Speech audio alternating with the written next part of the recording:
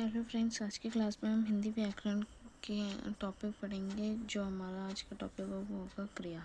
क्रिया क्रिया का जो शाब्दिक अर्थ होता है वो होता है कार्य का होना। किसी भी कार्य के होने को हम क्रिया कहते हैं। जैसे अगर हम उसकी परिभाषा पर ध्यान दें तो जिन शब्दों से किसी कार्य के करने या होने का हमें पता चलता है वो हमें हमारी क्रिया कहलाते हैं। अब क्रिया के भेद हम दो प्रकार से पढ़ते हैं। पहला होता है कर्म के आधार पर, दूसरा होता है अर्थ के आधार पर।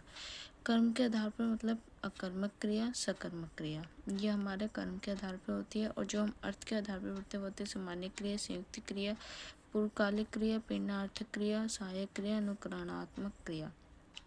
ठीक है, तो पहले हम कर्म के आधार पर क्रिया के भेद के बारे में पढ़ेंगे। तो पहला हमारी जो क्रिया होती है वो कर्मक क्रिया। कर्मक क्रिया मतलब जिस क्रिया में कर्म का प्रयोग नहीं होता, मतलब जो बिना कर्म की क्रिया होती है वो हमारी क्या होती है, कर्मक क्रिया।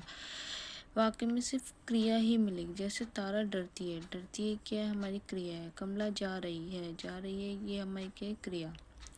दूसरा हम बात करते हैं सकर्मक क्रिया। सकर्मक क्रिया होती है जिस क्रिया में कर्म का प्रयोग होता है, मतलब वाक्य में क्रिया और कर्म दोनों हमें प्राप्त होता है।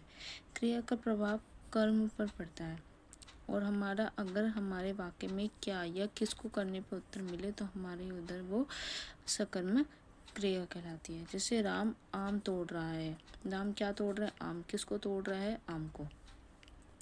सीता कार चला रही है, तो ये हमारे दोनों जो उदाहरण है वो सकर्मक क्रिया के। आगे हम बात करते हैं रचना के आधार पर क्रिया के भेद। पहले हम बात करेंगे सामान्य क्रिया। सामान्य क्रिया होती है जिसमें वाक्य में एक ही क्रिया प्रयोग होती है, एक ही क्रिया का उपयोग किया जाता है। कर्ता एक ही कार्य को करता है, जैसे राधा सोती है वह खाता है। दूसरा हम बात करते हैं संयुक्त क्रिया की। संयुक्त क्रिया होती है जिसमें वाक्य में दो या दो से अधिक क्रिया होती हैं।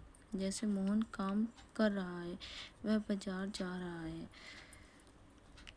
नेक्स्ट हम बात करते हैं पूर्वकालिक क्रिया। पूर्वकालिक क्रिया जब कर्ता पहला कार्य समाप्त करके दूसरे कार्य को कर रहा होता है। जैसे क्रिया कर या करके के साथ आएगी। जैसे सोहन पढ़कर सो गया।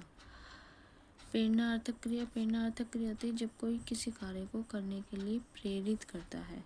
जैसे राम ने तारा से काम करवाया, उसने मोहन को हंसाया। ये हमारी प्रेरणार्थक क्रिया के उदाहरण है।